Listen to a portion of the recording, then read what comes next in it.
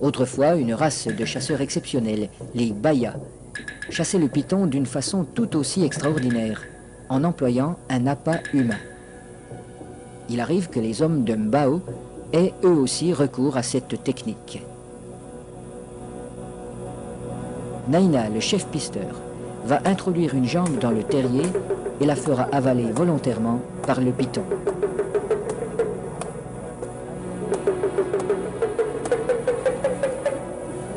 Il est indispensable de posséder le remède qui a été fourni par le sorcier. Cette mystérieuse préparation, à base d'herbes et de racines écrasées, n'a pas qu'un effet psychologique. Elle a le pouvoir d'attirer le serpent tout en protégeant la jambe du pisteur. Le remède agit encore comme un lubrifiant. En imprégnant un tissu qui entoure la jambe, il facilite sa pénétration dans la gueule du reptile.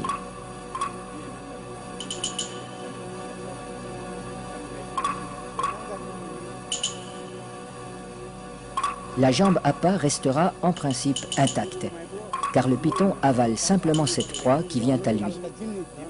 À peine sera-t-elle attaquée superficiellement par les sucs digestifs.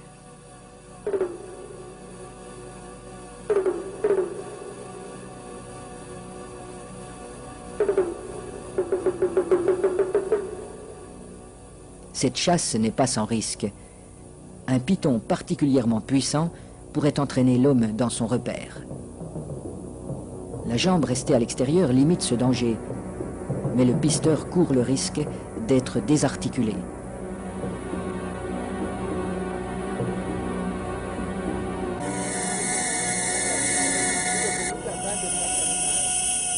Pour rendre l'attente moins pénible, mais aussi faciliter le glissement des corps de l'homme et de l'animal, on place des feuilles fraîches sous le pisteur.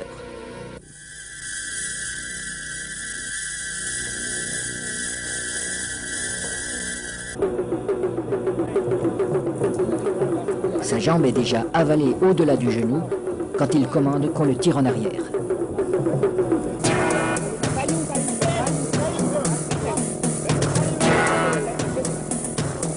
Refusant de laisser échapper sa proie, le python apparaît. Les aides tirent de façon irrégulière. Il secoue le python pour l'empêcher de trouver un point d'appui. Le pisteur relève son pied à angle droit pour ferrer le serpent, à la manière d'un hameçon. L'animal se sent piégé, mais il ne peut plus lâcher la jambe. Le python est maintenu allongé. Il faut éviter qu'il ne s'enroule. Cette position lui enlève une grande part de sa force. Pour dégager sa jambe, Naina déchire la gueule du python au couteau.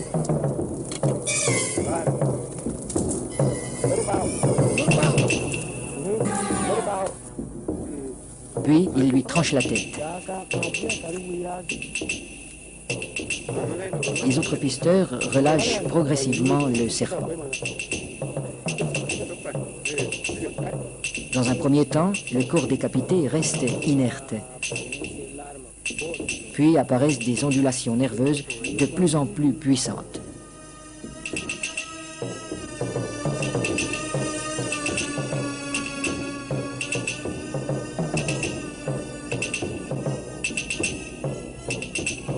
Il bougera ainsi pendant près d'une heure, prenant presque des positions d'attaque comme s'il cherchait toujours, au-delà de la mort, à menacer ses assaillants.